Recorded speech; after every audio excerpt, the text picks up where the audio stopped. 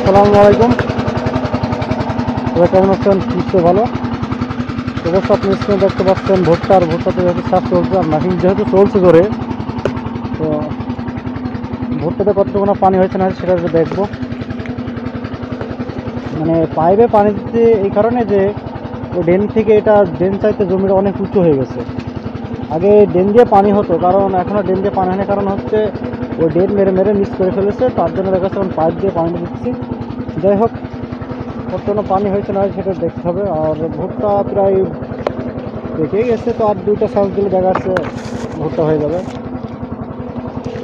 আর আপনাদের এমনি ভুট্টার কেমন কি খবর সেটা তো অবশ্যই আপনারা জানাবেন যে ভুট্টা আপনাদের কেমন হয়েছে। মোষ আপাতত দেখা যাচ্ছে টুকটাক ভালো হয়েছে মোষ। এই যে কয়েকটা গাছে দুইটা একটা করে মোষ হয়েছে, স্রেফ একটা করে মোষ হলো, দেখা যাচ্ছে এরকম এটা দুইটা হয়েছে।